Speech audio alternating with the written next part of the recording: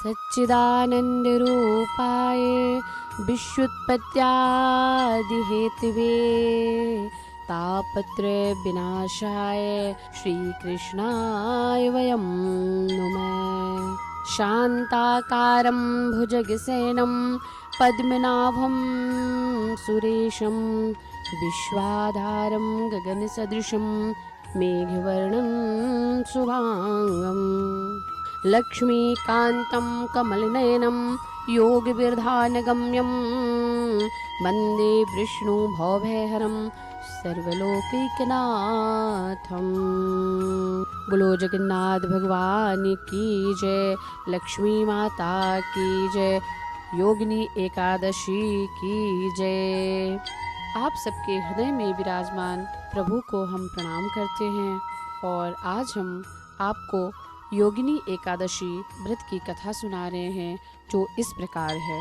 एक बार राजा युधिष्ठिर ने भगवान कृष्ण से अपने मन की जिज्ञासा को प्रकट कर पूछा और कहा, हे प्रभु, आषाढ़ कृष्ण पक्ष की एकादशी का महात्म्य क्या है एवं उस व्रत को करने से क्या क्या पुण्य फल की प्राप्ति होती है, कृपया विस्तार पूर्वक हमें कहें। तो भगवान कृष्ण ने कहा, हे राजन, आषाढ़ कृष्ण पक्ष की एकादशी का नाम योगिनी है। इस एकादशी को योगिनी एकादशी कहा जाता है। इसके व्रत से समस्त पाप ताप नष्ट हो जाते हैं और इस लोक में सुख भोग स्वर्ग की प्राप्ति होती है।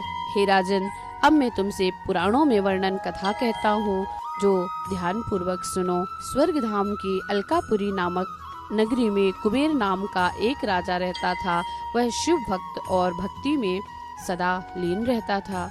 उसके यहाँ पर हेम नाम का माली पूजन के लिए सदा पुष्प लाता था। हेम की पत्नी का नाम विशालाक्षी था, जो अति सुंदर थी। एक दिन वह माली मानसरोवर से पुष्प लेने गया और पुष्प लेके आया। रास्ते में उसके मन में ये विचार आया कि क्यों ना कुछ पल अपनी स्त्री के साथ वार्तालाप किया जाए। यह विचार कर अपनी स्त्री से हास्य विनोद और वार्तालाप में संलग्न हो गया और अपनी स्त्री के साथ समय व्यतीत करते हुए उसे काफी देर हो चुकी थी। इधर राजा कुबेर उसकी इंतजार में राह देखता रहा और अंत में राजा कुबेर ने सेवकों को आज्ञा दी कि माली को गए बहुत देर हो चुकी है, अभी दोपहर हो चुकी और माली पुष्प लेकर अब तक ना आया। तुम लोग जाकर के कारण का पता लगाओ कि क्यों वह माली पुष्प लेकर अब तक ना आया। सेवकों ने जाके पता किया। उसके घर में उसकी स्त्री के साथ उसे देखा और वापस आकर महाराज से कहा, हे महाराज, वह माली तो अपनी स्त्री के साथ वार्तालाप हास्य विनोद में संलग्न है। तब राजा ने आज्ञा दी कि उसे तुरंत मेरे समक्ष पेश किया जाए। हेममाली राजा के भय से कांपता हुआ दरबार में उपस्थित हुआ। तब राजा कुबेर ने क्रोध में आकर कहा, अरे पापी नीच कामी, तू मेरे प्रभु भगवान शिव का अनादर किया है, इसीलिए मैं तुझे शाप देता हूँ। तू स्त्री का वियोग सहेगा और मृत्यु लोक में जाकर कोढ़ी होगा। कुबेर के श्राप से हेममाली का स्वर्ग से पतन हो गया और वह उसी क्षण पृथ्वी पर गिर पड़ा। उसकी स्त्री भी उसी समय अंतर्ध्यान हो गई। तब वह माली मृत्यु लोक में आकर बड़े दुख भोगे। भयानक जंगल में जाकर बिना अन्न और जल का भटकता रहा। रात्रि को नींद भी नहीं आती, परंतु शिव जी की पूजा के प्रभाव से उसे पिछले जन्म की स्मृति बनी रही। एक दिन वह घूमते घूमते मार्कंडे ऋषि के आश्रम में पहुंचा। हेममाली वहां जाकर महान ऋषि के पैरों पड़ा और उन्हें देख ऋषि बोले, तुम ऐसा कौन सा पाप किए हो जिसके प्रभाव से तुम्हारी ऐसी हालत हुई है। तब हेममाली ने सारा वृत्तांत मुनिवर को सुनाया। तत्पश्चात मुनिवर बोले, तुम मेरे सन्मुख सत्य वचन कहे हो, इसीलिए तेरे उद्धार के लिए एक व्रत बताता हूँ। यदि तू आषाढ़ मास के कृष्ण पक्ष की योगिनी एकादशी का विधि पूर्वक व्रत करेगा तो तेरे सब पाप ताप नष्ट हो जाएंगे।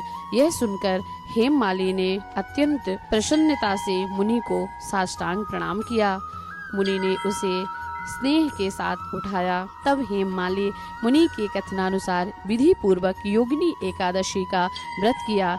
इस व्रत के प्रभाव से वह पुराने स्वरूप में आकर अपनी स्त्री के साथ सुख पूर्वक रहने लगा। इधर भगवान कृष्ण ने कहा, हे राजन, यह योगिनी एकादशी का व्रत 88,000 ब्राह्मणों को भोजन कराने के बराबर फल प्रदान करती है। इस व्रत से समस्त पाप ताप नष्ट हो जाते हैं और अंत में स्वर्ग की प्राप्ति होती है। बोलो योगिनी एकादशी मैया की जय।